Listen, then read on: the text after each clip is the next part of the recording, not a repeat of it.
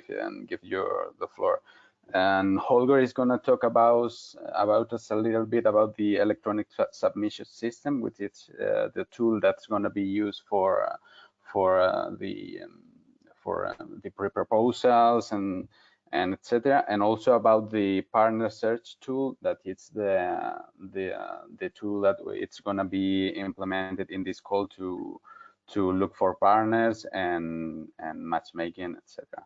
And okay, Holger, the floor is yours. Yeah, thank you very much. So I will present you now where the electronic submission system and where to find it, and that's why I start with the call website of ERAMIN. This is what you should see right now. And if you scroll down below call documents, scope and topics, issues we have talked about, you find the link to access the electronic submission system. So I will now jump to this to the welcome page, to the starting page of the electronic submission system. And there you can see different sections. There is a text field where you get some guidance. You have the contacts of Ana Luisa Lavado and Dina Carrillo. Dina was already presenting here. Ana Luisa will present right after me. They provide a central information and contact point. And then there are my contact informations, and I'm responsible for the technical support. So if you have any questions or problems concerning the submission system, you can call me or write me an email. So then you have just a section for the registration, the login, the coordinator login, and the partner login. And we will go through these sections, and you find all the relevant call documents. So you do not have them only on the ERAMIN website, but you have also the documents right here at the submission system. And then there's something new. You have in the upper right corner a link to the call 2021 and also a link to our partner search tool. And I'm right clicking on it, and yeah, it looks similar, as you can see, with some information in the text field.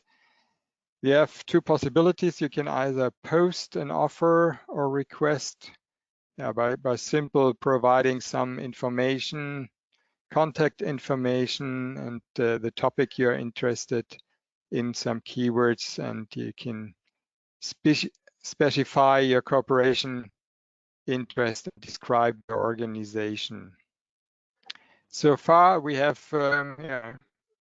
plenty of offers and requests. You can search through the offers and requests, for instance, by filtering using for a specific topic. I just choose 2.6 here, and then you click on search, and you see the search results. Yeah, for 4.6, you only have one offer. There are more, for instance, for topic 3. And you search here, you find plenty of offers and do not need to go through all the offers. So, but now let's go back to the call. And the first thing you have to do is to register. So I just show you the coordinator registration. So first, the coordinator has to register just by giving name, email, login name, and choosing a password. And after registration, you have the full access to all the sections. You can, sorry, I have to register again as a or to log in again as a partner, as a coordinator, because now something went wrong here. I'm only registered as a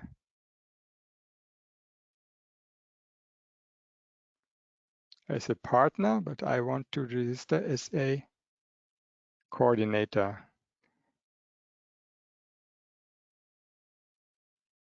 So let's start again. Ask for your patience. So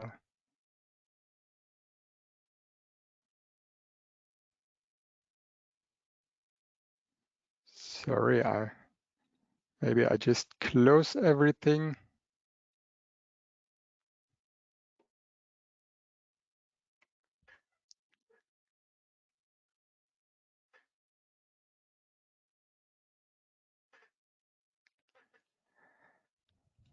So coordinator.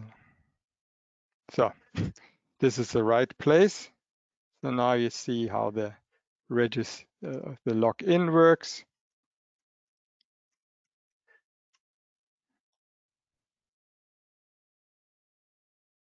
So now you see there are a lot more of functions available.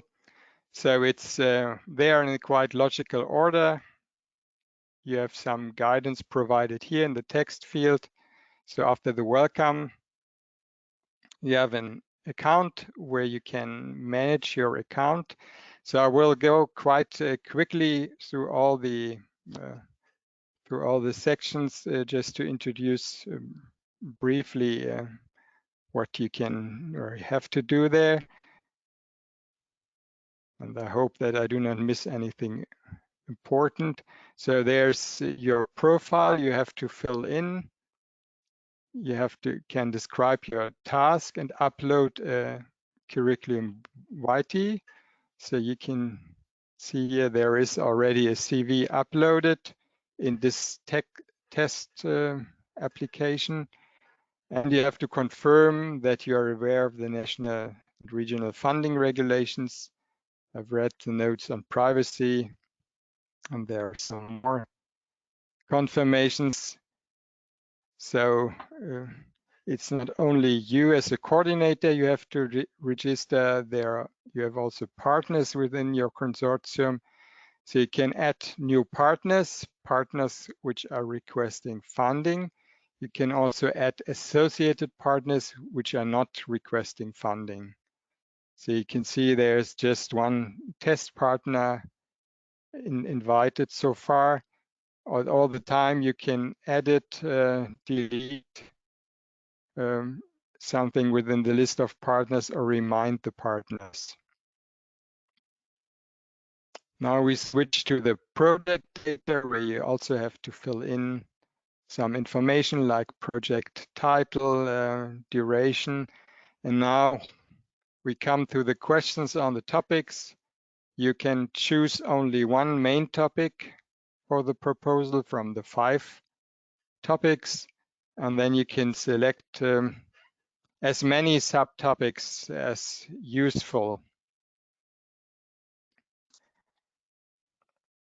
In the next sections, you fill in keywords. You can fill in or choose up to 5 keywords, but there are no other restrictions or no given keywords. Then we have 2 text fields. The first one is the abstract, which is kept confidential, and you have a maximum of 4,000 characters for your abstract. And publishable abstract, which is shorter, only with a maximum of 2,000 character, and which will be published by us. So you may have noticed that in the whole consortium, we are funding projects in the TRL range from 1 to 9, but not all partners are funding all TRLs. So TRL levels, so you have to indicate your start and target TRL in this section TRL. And then there is something, which is probably, the core of your project, the pre-proposal technical description of 6 pages, and in addition the references, which can be uploaded here. And by the way, you find the Form A pre-proposal technical description also on the call documents. So you can fill it in together with all the partners, but the coordinator is responsible and is also the only one who is able to upload the technical description. The same is valid for the finances. So we provide a document, a template financial plan, which can be used by the whole consortium to fill in your figures on costs for personal, travel, consumables, and so on. But the coordinator has then to fill in all the figures again in this online template here. So costs were filled in by you as well as your own contribution. Requested funding and total costs are calculated by the system. So you see here 2 cases. One is a research center which may get funding of 100%, so requested funding is the same as total cost. And another one is a company with 50% funding rate. So you have the total own contribution, which is as high as the requested funding. So in order to justify those figures, you have to fill in the next section where you can provide a brief description of your requested funding. So my test description is kept very brief, so you can be more detailed than me, of course, but this is just to give you an idea that you can provide information like for how many person months and for which kind of researches the personnel budget is needed, or that the travel budget is needed for 3 project meetings or something like that.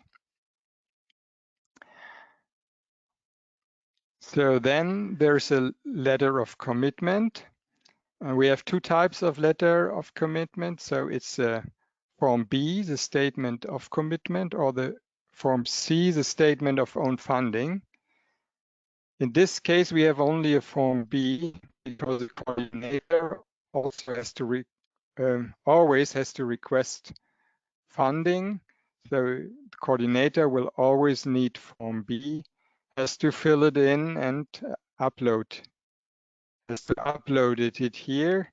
So you can see, since there is not Form B provided here, that this is something every partner has to do on its own. So this is almost final step. This is everything you have to fill in and to upload.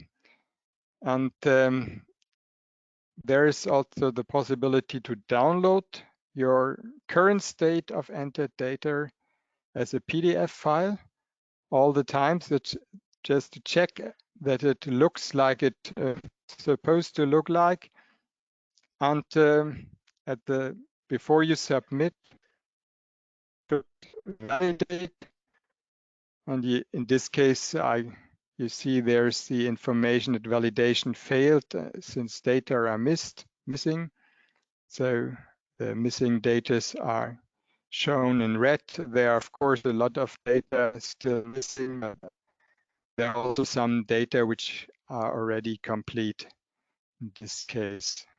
So the final step would be submit, which would be only possible if the validation did not fail. Otherwise, you will just get an information that submission is not possible so far. So you can see that there is most of the work has to be done by the coordinator, but of course, it's not, the partners cannot only rely on the coordinator, they have to do something also on their own. That's why I will log in as a partner and show you how it looks for partners. So just a moment. So you have less things you fill in. You just have the welcome. You have the account, which looks, which is the same like for the coordinator, just to manage your account, the login name, email address, and password. Then you have to fill in your own contact data, address, phone number, to describe your specific task within the project. You have to upload your own curriculum vitae for up to 3 persons. So within the task section, is maybe something I should mention. You indicate the names of the key personnel whose curriculum vitae will be annexed, and then you can upload the curriculum vitae for your personnel. And of course, you have to declare this is something the coordinator cannot do for you, that you are aware of your specific national and regional funding regulations. And you have also to upload your own letter of commitment.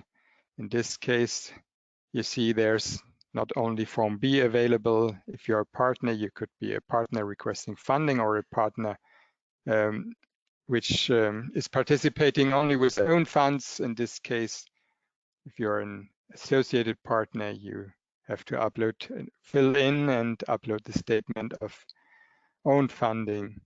And you can also check at all this time the current state of the entered data and how your proposal looks like. Yeah, thank you so much. This is it so far. And yeah, I think we will now hear some more details, and then I'm looking forward to your questions. Thank you, Holger. Thank you very much. I think there are no questions related to ESS, only compliments. Very nice submission platform. So I think it's very good. There are, I think, maybe 2 or 3 questions unanswered, but we are managing to do it, and if not, we're gonna answer them after Ana Luisa, which I think it's better to have her presentation before the Q&A session. So